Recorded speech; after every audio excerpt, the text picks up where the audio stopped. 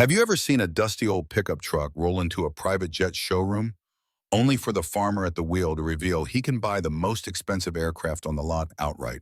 That's exactly what happens when Horace Dean walks into Mountain Crest Private Aviation. And from that first moment, everyone there realizes this isn't your typical millionaire. But why would a farmer need a luxury plane? What incredible dream propels him?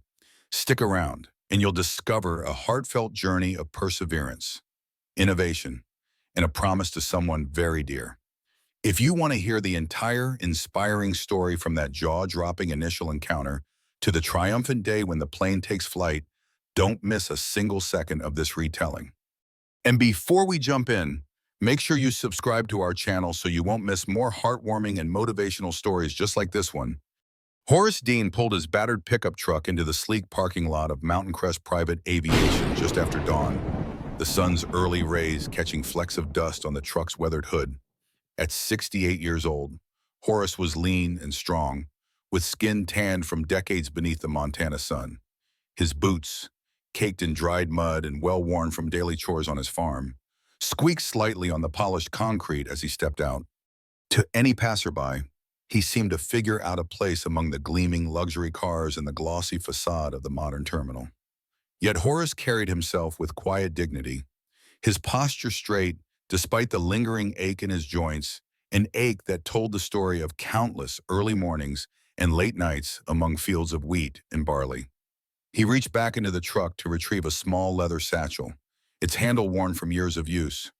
He double-checked its contents: neatly folded financial documents, farm revenue statements, and letters from various charitable organizations.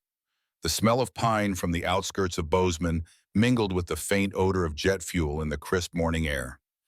As he stood at the entrance, he couldn't help but reflect on how different this was from his usual morning routine of feeding livestock, checking irrigation lines, and repairing fences. A private aviation center felt like stepping onto another planet, but Horace had a purpose that transcended any sense of discomfort. When he entered through the automated glass doors, the ambient temperature changed abruptly cooler, with a subtle hint of cologne drifting through the lobby. The polished marble floor reflected the overhead lights like a mirror, and behind a tall reception desk stood a young woman with manicured nails and a meticulously groomed appearance. She greeted him with a polite smile that faltered for a brief moment as she took in his denim jacket, faded flannel shirt, and scuffed work boots. For an instant, Horace thought of turning around and walking out. He could almost hear the voice of his late father, Elmer Dean, whispering, "Show them who you really are, son," a memory that had guided him through countless hard decisions on the farm. It was too late for second-guessing. He was here for a reason. He removed his hat, revealing thinning silver hair. "Good morning, ma'am," he said, his voice carrying the textured warmth of a man who'd spent a lifetime outdoors. "I've got an appointment with one of your sales reps. Name's Horace Dean."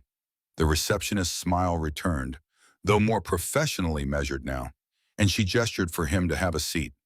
Before he could thank her, she picked up a headset and began speaking quietly, presumably informing someone in the back offices that an older man, likely not the typical executive client, had arrived. Horace took a seat in the waiting area, his satchel resting on his lap. Here in this pristine environment, he looked like a character from another era, the stoic rancher from a bygone time, set against a backdrop of modern extravagance. He glanced at the sleek brochures placed on a glass coffee table, each featuring gleaming jets with leather interiors and promises of luxury. His heart pounded, a mix of nerves and determination. No part of him wanted to own a private plane just to show off. That was never the plan. But if everything went according to his vision, the aircraft would deliver far more than convenience or status. It would bring crucial resources and hope to people who needed it most. With that thought, Horace exhaled slowly, preparing himself for whatever skepticism awaited him in the next room. While he waited, Horace's mind drifted back to the rolling fields of Dean's Pride, the name he had given to his multi-generational farm. He could see the golden wheat swaying in the light breeze and the ramshackle barn he had spent the better part of his 20s rebuilding. The memory brought him back to a particular morning decades ago, when he was just a boy of 10, trailing behind his father in those same fields. His father, Elmer Dean, had paused and surveyed the farmland that seemed to stretch endlessly. "Son," he'd said, resting a calloused hand on young Horace's shoulder, "land doesn't betray us if we don't betray it. Remember that." Those words shaped Horace's entire outlook on life about loyalty, responsibility, and the idea that to cultivate the land was to cultivate your own soul. The recollection brought a gentle ache to his chest. He could almost feel the warmth of his father's hand, hear the rustling of the wheat, smell the moist earth that promised new life. In those days, Horace had dreamed of little more than following in his father's footsteps. With time, that dream had grown not just to farm, but to improve the lives of those around him. Initially, Bostaro, that meant investing in better seeds, irrigation systems, and storage silos to keep crops fresh longer. But as the years passed, he saw how fragile the supply chain could be when it came to delivering nutritious produce to places where it was needed, most particularly in rural hospitals, nursing homes, and underserved communities. His father's memory anchored him, reminding him why he was here. It wasn't just about chasing bigger profits or new technology. It was about fulfilling a promise he had made long ago to himself and to a loved one who was no longer there. Horace's wife, Margaret, had spent her final weeks in a hospital that struggled to source fresh fruits and vegetables. He remembered vividly how she'd grimaced at the wilted lettuce on her plate, a detail that haunted him long after her passing. As she lay in that stark hospital room, she told him softly, "If you ever find a way to get better food to places like this, you go do it." Her voice had trembled with both hope and resignation, and Horace had held her hand, determined to keep that promise somehow. A soft click broke his reverie. The receptionist was beckoning him toward a corridor that led deeper into the facility. Rising, Horace clutched his satchel and walked past walls adorned with photographs of jets in flight and staff in crisp uniforms. Each image radiated a certain polished elegance he had never quite associated with his world of soil and livestock. Yet he felt none of the intimidation he might have expected. The memory of Margaret's final words steadied him, fortifying his resolve. As he entered a small conference room, he was greeted by a man in a tailored suit, his hair impeccably styled. The gold name tag read Frederick Hayes. Frederick gestured toward a plush seat with an air of professional courtesy.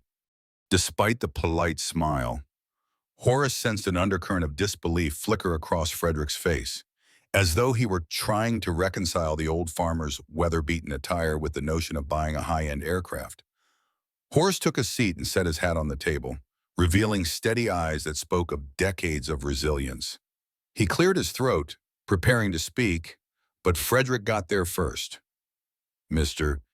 Dean," the salesman began, "I understand you're interested in viewing our Citation Vanguard too. It's one of our premier models."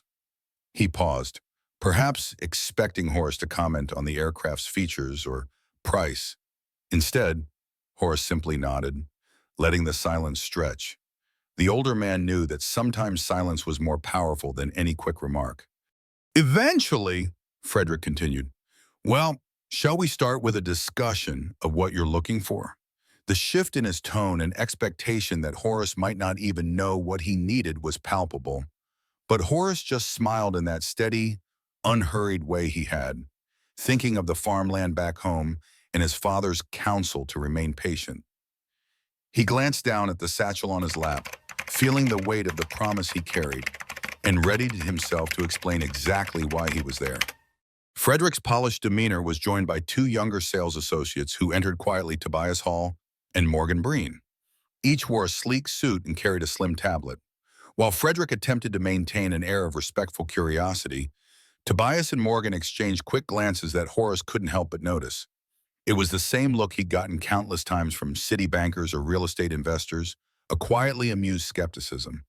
Horace took a breath, remembering how many people had told him over the years that his ideas were too big, too modern, or simply out of reach for someone like him.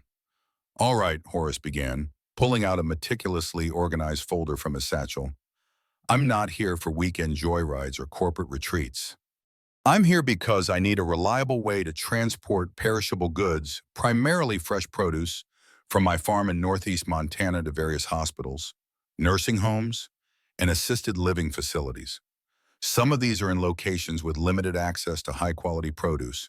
He flipped open the folder, revealing charts, route plans, and cost analyses. Tobias raised an eyebrow as he leaned in to get a better look, while Morgan kept her gaze carefully neutral. Frederick crossed his arms, a gesture that might have seemed casual but felt more like a barrier. That's quite an operation. Mr. Dean, most prospective buyers we see are either corporate executives or wealthy retirees who want convenience. This is a new angle transporting produce by private jet. Horace opened to another page that showed a map of the western United States, dotted with small towns and rural medical centers. New angle, maybe, he acknowledged, but it's one that will make a world of difference to folks who can't always get the nutrition they need. I've been sending shipments in refrigerated trucks for years, but the distance is too great, and the produce often arrives a little worse for wear. When it comes to medical facilities, day-old lettuce and battered tomatoes aren't good enough. He paused for a moment, recalling how Margaret's plate of vegetables had looked so wilted. The memory fueled him. I've studied flight routes, cargo capacities, and potential modifications. He continued, I believe the Vanguard 2 has the range and cargo space I need, especially if we remove some seating and retrofit the cabin with temperature-controlled compartments. Tobias couldn't hold back a slight chuckle. Retrofitting a luxury jet to carry crates of lettuce and tomatoes, that's... He stopped short, either because he realized how condescending he sounded, or because Morgan shot him a warning glance. Horace had seen that reaction before. He knew that from a strictly business standpoint, private aviation was geared toward executives, celebrities, or maybe wealthy ranchers with a more personal taste for extravagance. But he stood by his plan, and he'd done his homework. Frederick cleared his throat, clearly trying to steer the conversation back to professional territory. We do have some clients who specialize in unique cargo. He allowed carefully, though typically that's for medical transport, like organs and emergency supplies. Produce is unusual. Horace nodded. I understand it's unconventional. But so was the idea of using advanced irrigation systems when I first brought it to Montana decades ago. People told me it was a waste. Now it's the industry standard. His voice carried a calm conviction, shaped by a lifetime of turning doubt into success. If it's possible, I'd like to move forward. If not, I'll keep looking. But let me tell you, others will catch on. I just aim to be the first. A moment of tense silence settled in the conference room. Outside, Horace could see a section of the airfield where a smaller jet was preparing for takeoff, its engines humming with promise. The hush inside seemed to underscore the contrast between big city skepticism and small-town grit. After a beat, Frederick gestured toward the door. Mr. Dean, why don't I show you the Vanguard 2 in person? We have one on the tarmac ready for a demonstration. Horace nodded, gathering his folder. Tobias and Morgan followed, their postures guarded. If Horace had learned anything in his decades of farming, it was that the best way to handle suspicion was to meet it calmly and prove its irrelevance over time. As they walked through a pristine hallway lined with framed photographs of legendary aircraft, Horace felt an odd twinge of excitement. He'd never been one to chase luxury for its own sake, but the possibility of harnessing such technology for a greater good made his pulse quicken. They stepped out onto the tarmac, greeted by a brisk wind that rustled Horace's jacket. In the distance, majestic mountains framed the skyline, a reminder of Montana's wild beauty. Parked in a neat row were various planes sleek, modern marvels with reflective fuselages. Frederick led them to the Citation Vanguard 2, its surface gleaming under the morning sun. It looked almost too glossy to touch, like a prize show horse. Yet Horace couldn't help but picture the interior stripped down, with compartments for produce, temperature monitors, perhaps a dedicated system to ensure real-time tracking of humidity. The thought invigorated him more than the aircraft's aesthetic appeal. Morgan unlocked the aircraft door and extended the steps, motioning for Horace to enter. Inside, the cabin was all polished wood, buttery leather seats, and subtle ambient lighting. A far cry from the dusty tractor seats and wooden crates he was used to. Tobias shook his head in faint disbelief. You sure you want to tear out these seats, Mr. Dean? This is some of the finest craftsmanship available in private aviation. Horace gently ran his hand along the back of one leather seat. It's beautiful, no doubt, he agreed. But beauty won't keep spinach fresh for 5 hours of flight. I'm sure we can retain the cabin's integrity while making the modifications necessary. Besides, I'm not trying to impress passengers. I'm trying to extend the shelf life of essential nutrients for folks who need them. Frederick inspected a control panel at the front, his sales persona wavering between caution and curiosity. The Vanguard has a range of about 3,000 nautical miles, he explained. At capacity, that's roughly a 5-hour flight, depending on weather and altitude. Cargo weight could affect that, so we'd have to factor in how you load the produce. Also, you'll need specialized cooling systems if you plan to carry large amounts of fresh food. Horace opened his folder again, showing a series of schematics. I've already consulted a few engineers. The main issue is maintaining stable temperature and humidity without compromising the flight range. I have a prototype setup in mind, lightweight, efficient, and easy to maintain. If the seats are removed from the mid-cabin section, we can install modular coolers that tie into the plane's existing environmental controls. Tobias peered at the diagrams, skepticism giving way to reluctant respect. You've really done your homework, he admitted. Horace gave a slight smile. When your wife's dying wish is that you get fresh food to those who need it, you stop at nothing to find a way. And with that simple, heartfelt statement, the atmosphere in the cabin changed, as if a deeper purpose than mere profit had entered the conversation. Stepping back onto the tarmac, Horace shielded his eyes from the glare of the sun. As Frederick began discussing potential financing options and timeframes, Horace quietly listened. He was aware that for many buyers, this was where the real negotiations began, figuring out loans, lease agreements, or corporate partnerships. But for Horace, the financial piece was straightforward. He'd come prepared. He reached once more into his satchel, withdrawing several crisp documents. I've got my own financing, he said simply, handing them over. Frederick glanced at the statements, then did a slight double take. They outlined Horace's liquidity, the earnings from Dean's Pride Farm, and a personal savings account that had been bolstered over the decades. It was enough to cover not just the plane, but also the retrofits. Tobias, peering over Frederick's shoulder, raised an eyebrow at the sizable figures. That's quite an accumulation, he murmured. Morgan, more controlled, simply nodded in appreciation. Horace shrugged. I've been expanding the farm for years, bought up failing properties, turned them around with modern irrigation, soil management, and careful crop rotation. We also partner with community programs and a few charities, so I keep overhead modest to funnel funds where they're needed most. The truth was, he'd never been one for lavish spending. His farmhouse was modest, and he'd driven the same pickup for 20 years. Every cent he saved went into perfecting the farm's infrastructure and setting aside a legacy for after he was gone. Now he intended to use that wealth to do something meaningful. Frederick nodded, looking genuinely impressed. You understand that even if you purchase the plane outright, maintenance costs will be significant: pilot salaries, hangar fees, inspections, not to mention the specialized modifications you're proposing. Horace let his gaze wander briefly to the distant mountains. A flock of birds swooped overhead, their formation neat and purposeful. I do. I've run estimates. It'll be costly, but it'll also be worth it. He turned back, pinning Frederick with a steady look. I'm not just throwing money away on a whim. This is about the long haul. If I can set up a logistics system that gets fresh produce to remote facilities, it could change a lot of lives. And once I prove it's viable, others might follow suit, driving down costs further. Morgan motioned for them to step back inside, away from the wind now picking up across the tarmac. As they walked, she asked, so these facilities you're targeting, are they just in Montana or across multiple states?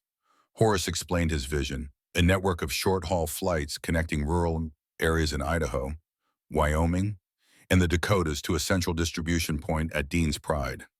From there to now, produce could be flown to specialized drop-offs at hospitals or smaller airstrips.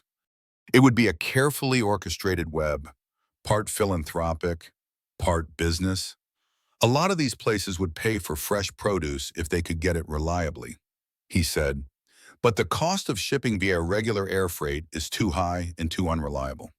Trucking is cheaper, but it takes too long. This plane would fill a gap in speed and quality. Frederick's expression shifted from skepticism to something akin to admiration. Yet Horace could see a question lingering in his eyes. Why go to such lengths for produce? Horace gave the partial answer he'd been carrying in his heart. It's also personal. My late wife, Margaret, spent her last days in a hospital that struggled to provide fresh meals. She wanted better for people who can't advocate for themselves. He paused, feeling his throat tighten. This is my way of honoring her. They re-entered the building and descended a short flight of stairs to an engineering bay where a few mechanics were busy working on a smaller prop plane. As Horace's boots clacked against the concrete floor, he noticed a young woman with grease-stained coveralls and short, curly hair examining a control panel. A name patch on her sleeve read Danielle Marsh. She glanced up, and her eyes darted between the older farmer and the well-dressed sales team. Horace offered a polite nod, but before he could speak, Frederick cleared his throat. Danielle, Frederick said, this is Mr. Dean, a potential client interested in some custom modifications. Could you spare a moment to discuss feasibility? Danielle brushed a fleck of oil from her cheek and nodded. Something in her expression indicated she was used to not being asked for her expertise in front of prospective buyers, perhaps a result of her age or her position. Horace had witnessed enough prejudice in his life to guess that Danielle probably had a story of her own. Frederick handed her the schematic that Horace had shown earlier. He wants to outfit a Citation Vanguard 2 for transporting produce. Specifically, temperature-controlled compartments to keep fresh goods from spoiling. Danielle studied the papers, her brow furrowing in concentration. After a moment, she looked up at Horace. It's certainly possible, she said, her voice carrying a balanced confidence. The biggest challenge is integrating a modular refrigeration unit without interfering with the plane's pressurization and weight distribution. You'd also need to ensure adequate power supply for the cooling systems. Horace took a step closer, grateful to speak directly to someone who understood the nuts and bolts side of things. I've spoken with a couple of engineers who suggested tying into the existing environmental controls, but using standalone modules for each type of produce. Lettuce, for example, needs a cooler environment than, say, tomatoes or cucumbers. Danielle nodded thoughtfully. That's one approach. Another is a specialized cargo hold section, but that might require more structural changes. If you keep the retrofit modular, you can swap out units depending on the cargo type. That means you won't have to be tied to a single setup if your needs evolve. Frederick gave a small laugh, trying to keep things light. You seem eager to take on a challenge. Danielle, are you ready to tear apart a multi-million-dollar cabin? She smirked, crossing her arms. I've seen plenty of odd request celebrity jets with karaoke lounges. For instance, at least this one serves a practical purpose. Then she turned to Horace with a more genuine smile. I respect what you're trying to do. Horace nodded in thanks. I'll need all the help I can get. This plane isn't for me, it's for folks who deserve better nutrition and don't have easy access to it.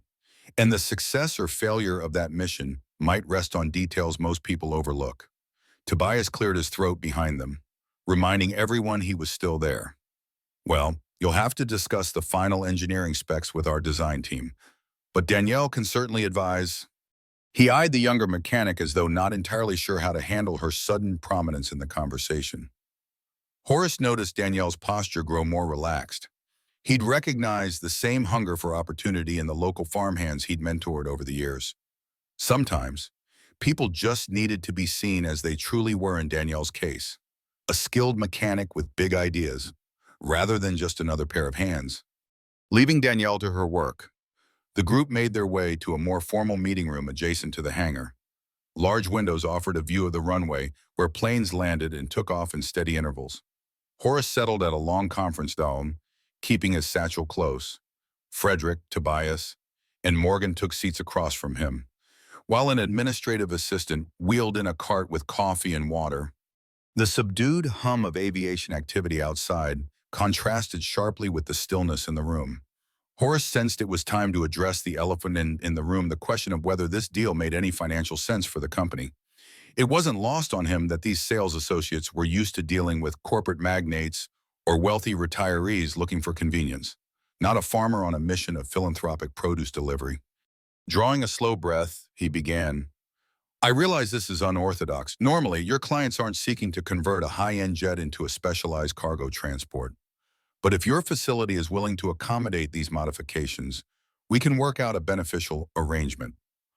Frederick exchanged a glance with Tobias, who gave a non-committal shrug. Morgan leaned forward. We're not opposed to creative solutions, she said diplomatically. But we do have policies, especially about the warranties and insurance. Retrofitting any aircraft can impact regulatory compliance. Horace opened another folder. I've consulted with an aviation lawyer, he said, sliding a set of documents across the table. These papers outline how we can remain in compliance with the FAA and any relevant insurance guidelines. He felt the muscles in his shoulders tighten. He'd spent late nights in his small home office, poring over legal text to ensure no detail went overlooked. Tobias rubbed his temples, scanning the first page. You've been thorough, he admitted, sounding surprised. Horace nodded. When you've spent a lifetime tending fields, you learn that every seed matters. Miss one crucial detail, and you don't get a harvest. A brief silence followed, broken only by the muted roar of another plane taking off outside. Finally, Frederick placed the papers down. I believe we're on the cusp of something that could be mutually beneficial, he said, his tone measured but open. As Morgan mentioned, we just need to ensure we're all on the same page about responsibilities, financing, modifications, timelines.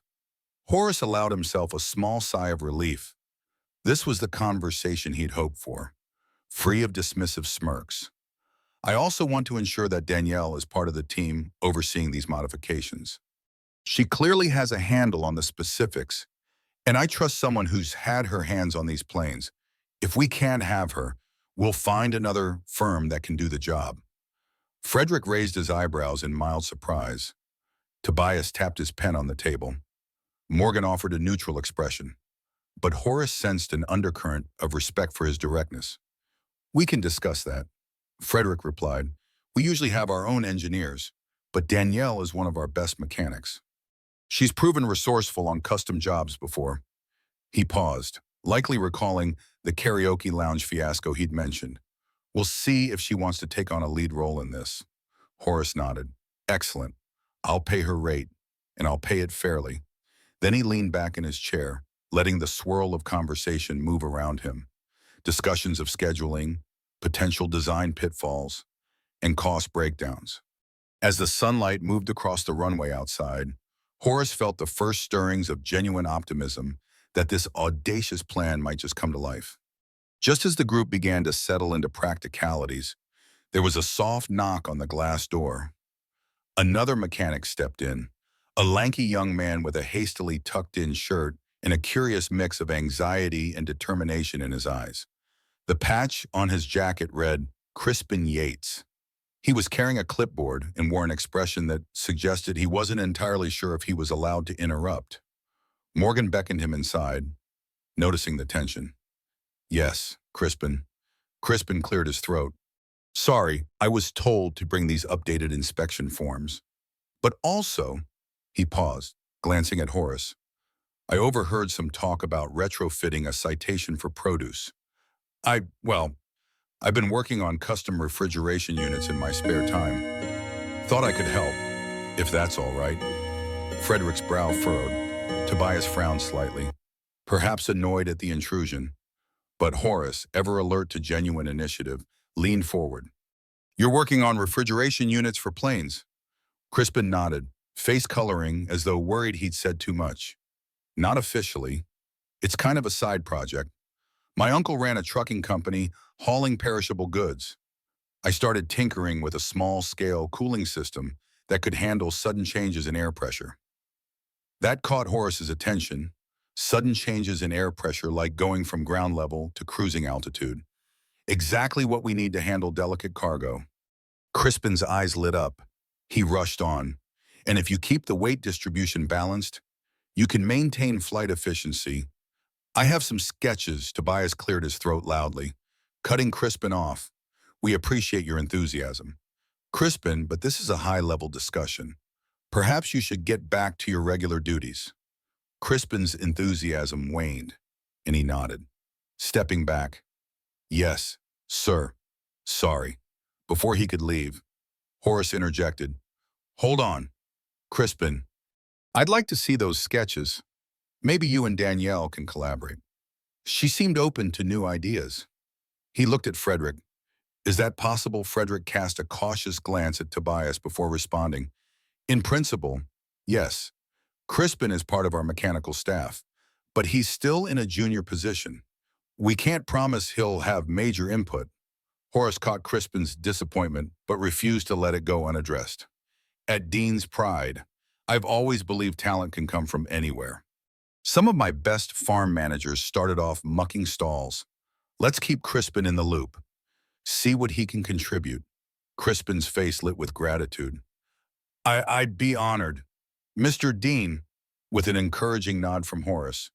He stepped out to gather his notes. As the door closed, the older farmer faced the three sales associates.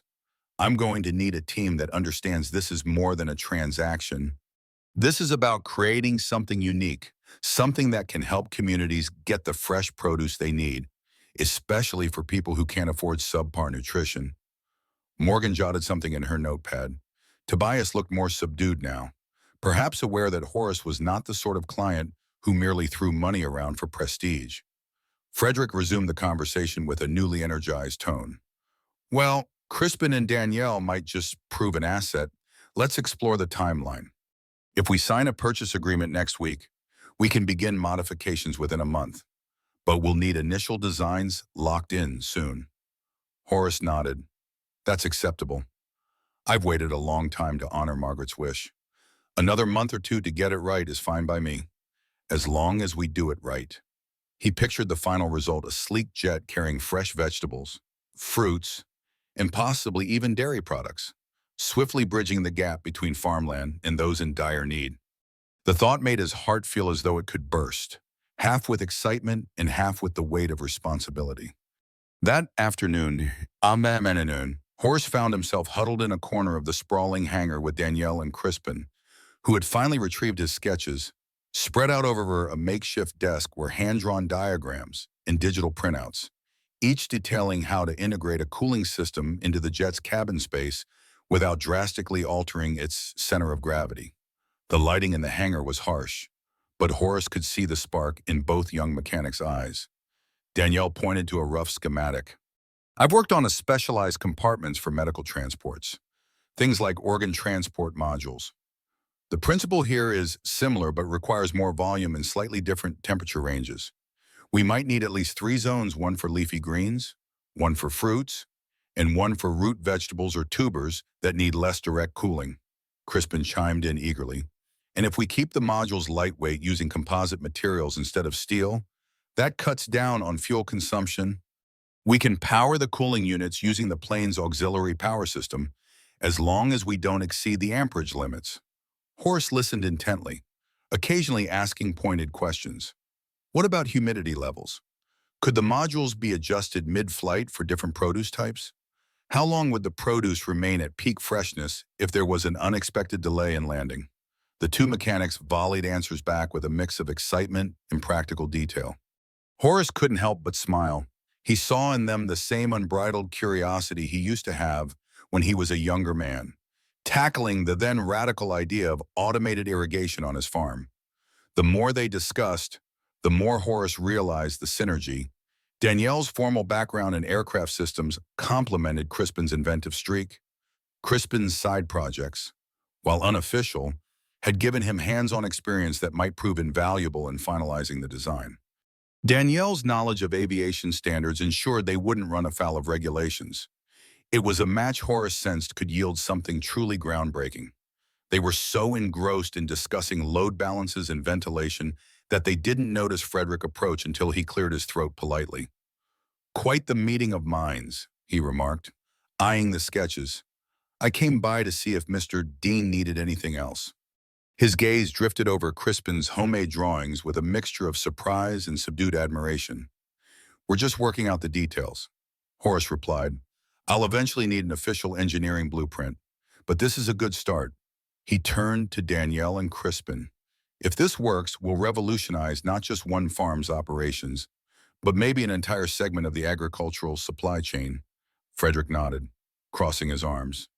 "I'm beginning to see that. Let me know when you're ready to formalize these ideas with our in-house engineers. For now, I believe we have enough to proceed with a preliminary agreement." He addressed Horace directly. "I can have contract documents prepared by tomorrow if you'd like to review them." Horace gave a measured smile. "Tomorrow works. I'll look over them thoroughly, of course." With that, Frederick turned to leave, but not before giving Danielle and Crispin a respectful nod. The two young mechanics exchanged glances, clearly appreciating the change in tone from earlier that day. When Frederick had gone, Horace placed a hand lightly on Crispin's shoulder, then Danielle's. "I've waited a long time to find people who believe in this as much as I do. Let's make sure we do it right. You two keep working out the kinks, and I'll handle the business side." "Deal," Danielle grinned, and Crispin gave a quick nod, eyes shining with the excitement of someone who finally felt his ideas might actually see the light of day. Horace decided to spend the night in Bozeman rather than make the long drive back to Dean's Pride. He booked a modest motel room on the outskirts of town, the kind with a neon vacancy sign and a faded soda machine out front. After grabbing a quick sandwich for dinner, he settled into the room's single armchair, the bedside lamp casting a warm glow on the paperwork spread out before him. With the sound of passing traffic and the hum of the air conditioner as a backdrop, his mind drifted to the past. He recalled one chilly afternoon many years ago when he was in his early 30s. A sudden frost had threatened the wheat fields, and the harvest was already behind schedule.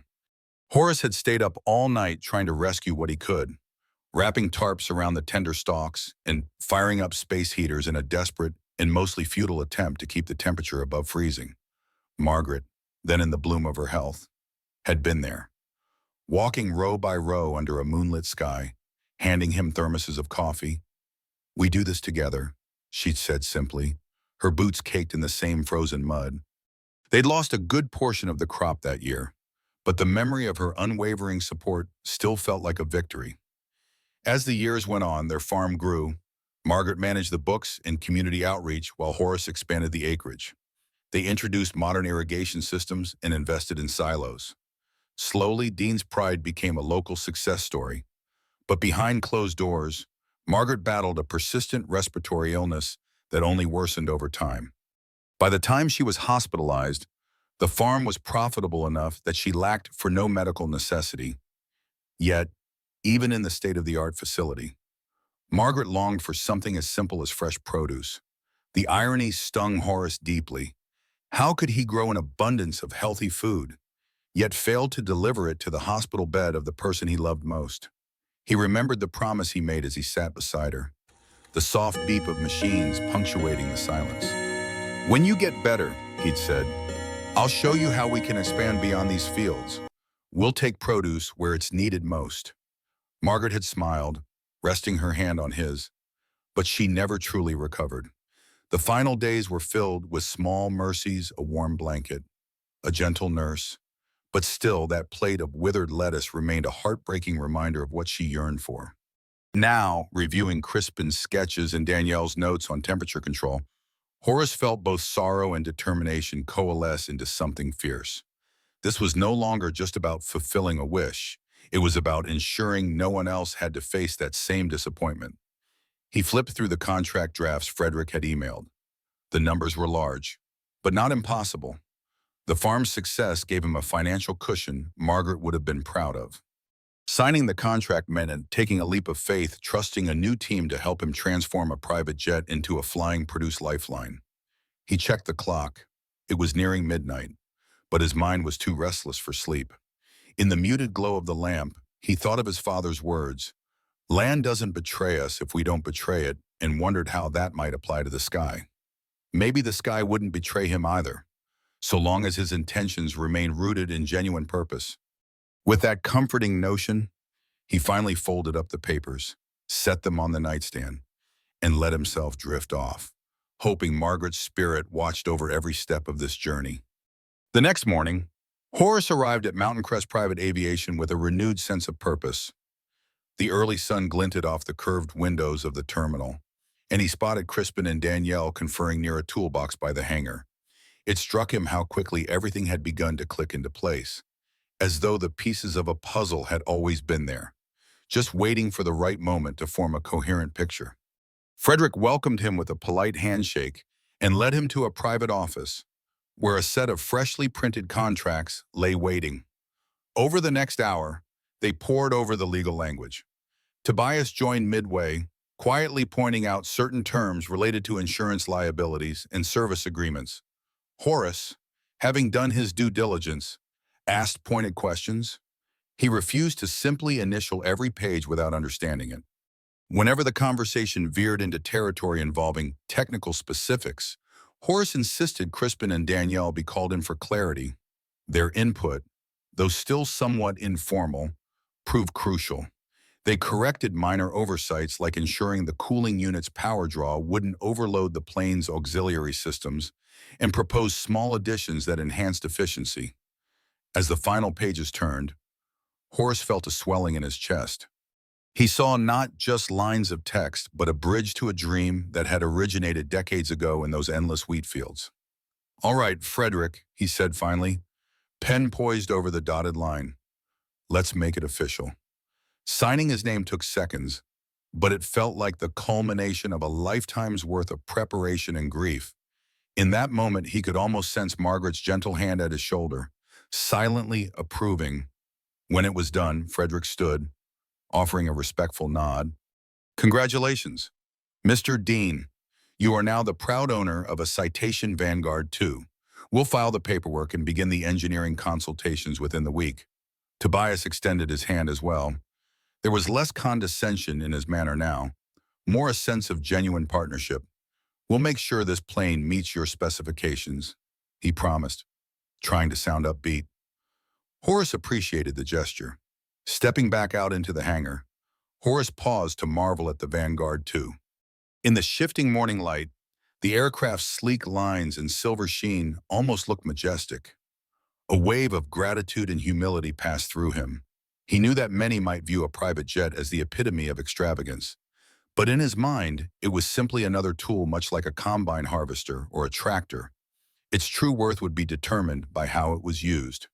Nearby, Danielle and Crispin were rifling through an organized chaos of parts and schematics.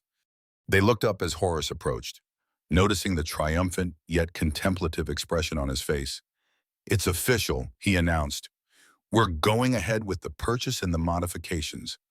I'd like both of you to be on the team responsible for the retrofit, no ifs, ands, or buts." The two mechanics exchanged excited grins.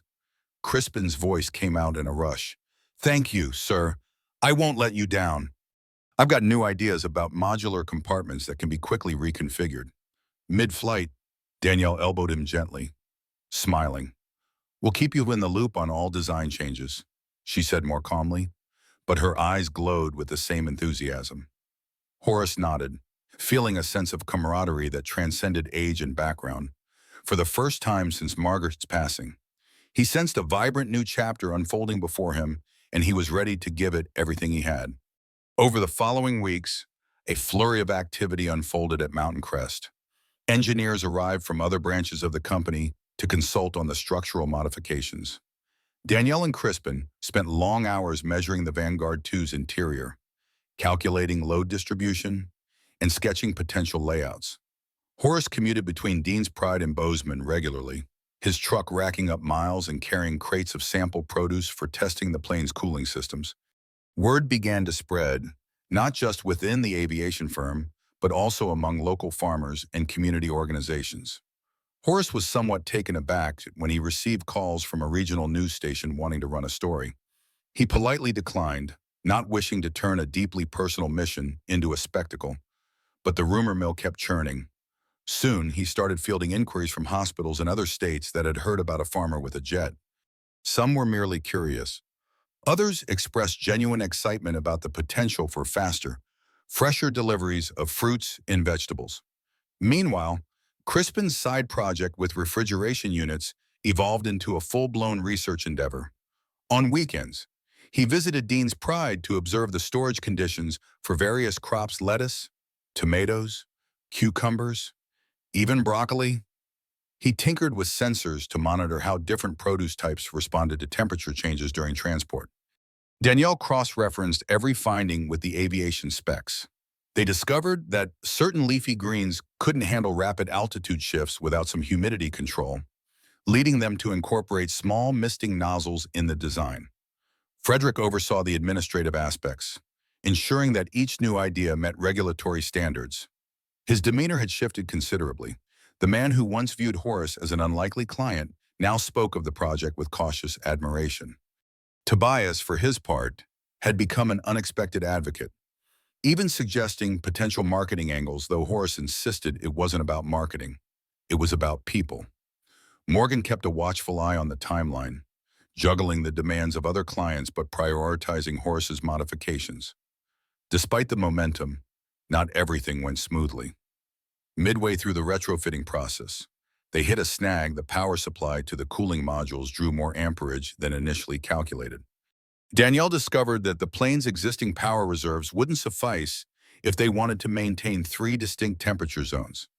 Tempers flared one afternoon as Crispin insisted they could upgrade the plane's generator, while an older engineer argued it would be too costly and risky. Horace eventually stepped in, reminding everyone why they were doing this in the first place. "We find a solution," he said simply, "or we risk delivering spoiled produce. There's no point in half measures." In the end, Crispin's approach prevailed, though it meant ordering a custom generator that tacked another week onto the schedule and a significant expense onto Horace's tab. He footed the bill without complaint, focusing on the bigger picture.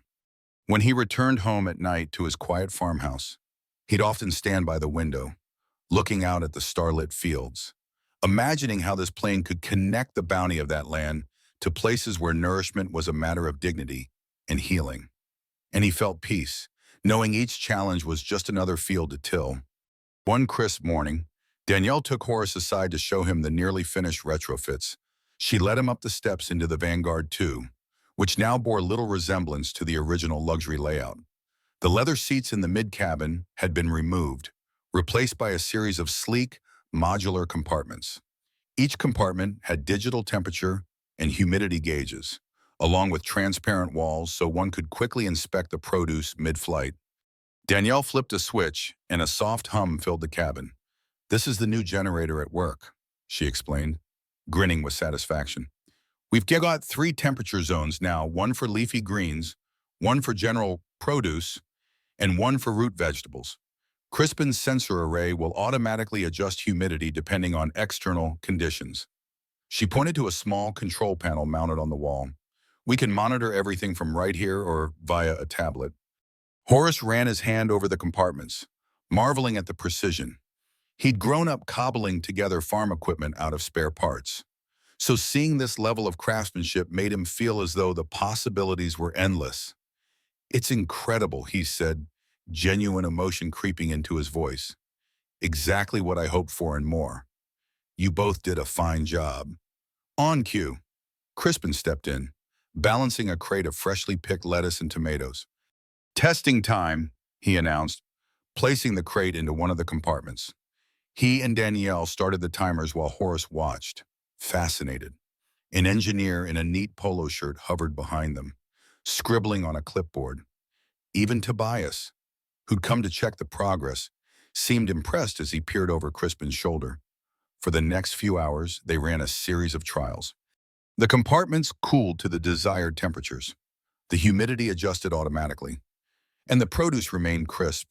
Horace could practically see Margaret's smile in his mind's eye. She would have been proud, he said softly, mostly to himself. Stepping back onto the tarmac, Crispin closed the plane's hatch with a satisfying click. "We're almost ready for the test flight, sir," he said. "Just a few more calibrations, and we should be good to go." Horace nodded, a swell of anticipation coursing through him. This was the moment he'd been working toward for years. The rest of the day was a blur of last-minute checks and prep work for a short flight scheduled the following morning. They planned to load up a sample cargo of produce, mostly green leafy vegetables that were known to wilt quickly. If the systems worked as designed, the produce would arrive in Idaho just as fresh as it was when it left the farm. It was a crucial test before committing to the longer, multi-state supply routes. At dusk, Horace lingered by the plane, watching as the hangar lights illuminated its sleek body. Crispin and Danielle were packing up their tools, chatting excitedly about the flight. Frederick and Tobias were finalizing some paperwork in the office. In that hushed moment, Horace felt a profound sense of gratitude for the land that had sustained him, for the people who believed in his vision, and for the memory of Margaret that propelled him onward. He gently rested his palm on the fuselage, whispering, "Tomorrow, we fly for real. I hope you're watching, Margaret." The morning of the inaugural test flight arrived bright and clear. A gentle breeze swept across the runway, and the sky held only a few wispy clouds. Horace stood beside the plane, wearing a jacket with the Dean's Pride logo embroidered near the chest. He'd personally selected the produce that was loaded into the Vanguard 2's retrofitted compartments: lettuce, spinach, kale, and a small amount of ripe strawberries. All were known to be especially sensitive to heat and humidity, making them the perfect test subjects. Danielle and Crispin bustled around the jet, double-checking gauges and verifying the cooling system's power levels. An older pilot named Captain Myers approached Horace with a firm handshake. "I'm honored to be flying you today, Mr. Dean. I've been told this is no ordinary cargo." Horace couldn't help but grin. "No, sir, it's not." Soon they were strapped into their seats, Horace up front alongside the pilot, while Crispin and Danielle remained in the cabin to monitor the produce. The engines roared to life, and Horace felt a surge of exhilaration. He hadn't flown often in his life, only on commercial flights with Margaret to visit relatives or attend agricultural expos. This was different. This was personal. As the plane sped down the runway and lifted into the air, Horace's heart pounded with an almost childlike awe. Once airborne, Crispin's voice crackled over the headset. All compartments stable, temperature holding at ideal levels. Humidity is good. We're en route to our test site in Idaho. Horace glanced out the window, taking in the patchwork of fields below. The farmland that had once seemed so expansive now appeared like tiny squares of green and brown, a reminder of how perspectives shift when you rise above your comfort zone. Within an hour, they were descending toward a small airstrip near Coeur d'Alene, chosen for its proximity to a local hospital that had expressed interest in Horace's produce. The landing was smooth, and even before the plane came to a full stop, Crispin was reporting that the leafy greens looked pristine. Danielle opened the hatch once they'd parked, allowing Horace to step out into the crisp Idaho air. A nurse and a hospital administrator had driven out to greet them, curious about the cargo. Horace helped unload a few sample crates, explaining the process. "Harvested this morning at 4. It's now barely 6 hours later, and the produce is as fresh as if you just picked it." The nurse, wide-eyed with excitement, ran a hand over the vibrant leaves of spinach. "Incredible," she murmured. "Usually, we get shipments that take a full day or more. By then, the quality isn't nearly as good." The hospital administrator nodded thoughtfully, seeing potential in Horace's operation. "Our patients, especially those with compromised immune systems, deserve the best nutrition. If you can deliver produce this fresh regularly, it'd be a game changer." Horace felt pride swell in his chest, along with a pang of sadness that Margaret couldn't see it. But somehow, he sensed her presence in every success. Back on the plane, Crispin high-fived Danielle. Captain Myers gave Horace a congratulatory nod, and even Frederick's voice came over the radio from Montana. Offering his compliments on a successful mission, sitting in the cabin on the return trip, Horace gazed at the rows of compartments, now empty except for a few stray lettuce leaves. His mind churned with the possibilities: regular routes, expanded produce varieties, partnerships with more hospitals and nursing homes. The future felt vast, open, and brimming with hope. He closed his eyes, allowing the gentle hum of the engines to lull him into a state of contentment he hadn't felt since Margaret's last days. In that moment, he silently thanked her, knowing she was the true inspiration behind every mile this plane would ever fly. Over the next few months, Horace's vision blossomed into a reality that surpassed even his most ambitious dreams. The Citation Vanguard 2, now affectionately nicknamed Margaret's Wing, became a familiar sight at small airports across Montana, Idaho, Wyoming, and the Dakotas. True to the promise he made, Horace prioritized deliveries to hospitals, nursing homes, and assisted living facilities that struggled with fresh food access. Word spread through local networks of health professionals and community organizers, and soon Horace found himself fielding requests from places as far off as Colorado and Nebraska. Danielle and Crispin refined the cooling system after every flight, creating a streamlined loading and unloading process that minimized spoilage to almost zero. They even devised a way to carry small amounts of dairy and eggs under separate temperature settings. In the hangar, their reputation grew. Mechanics, engineers, and even pilots spoke of how these two, once overlooked for bigger projects, had pioneered a retrofit that might change how specialized air cargo was handled. Crispin was eventually promoted to a lead mechanic's position, and Danielle became a consultant for other custom jobs, proving that talent recognized was talent multiplied. Frederick and Tobias, originally skeptical, began touting Margaret's Wing as a model for niche aviation solutions. The company itself started exploring partnerships with other farms interested in building similar infrastructures. Morgan, juggling a myriad of administrative tasks, quietly shared with Horace how proud she was to be part of something that truly made a difference. Horace simply tipped his hat, saying, making a difference was always the goal. During this time, Horace received countless emails, phone calls, and even handwritten letters from people whose lives had been touched by the fresh produce deliveries. An elderly woman wrote to say she hadn't tasted such crisp lettuce in her retirement home for decades. A group of pediatric nurses in Wyoming sent a photo of children enjoying a salad bar, beaming with delight. A small-town mayor invited Horace to speak at a local council meeting about how improved nutrition could impact overall community health. Each note, each photograph, and each handshake reminded him of Margaret's whispered plea for better hospital meals. One windy afternoon, as the plane prepared for another run, Horace stood on the tarmac with Crispin and Danielle. The sky was streaked with autumn colors, reminiscent of the changing seasons back at Dean's Pride. They watched a forklift load crates of carrots, potatoes, and apples into the cargo compartment. He felt the same surge of gratitude and responsibility he'd felt on that first test flight. "You too," he said, voice thick with emotion. "You've helped me keep my promise to Margaret." Danielle placed a hand on his shoulder. "It's an honor, but Dean, truly." Crispin nodded, looking both proud and humbled. "We're just happy to be part of something meaningful." Smiling, Horace turned his gaze to the open sky. For the longest time, he had felt tethered to the ground, his dreams overshadowed by loss and the daily grind of keeping a farm afloat. Now, every takeoff symbolized not just produce in transit, but hope climbing ever higher.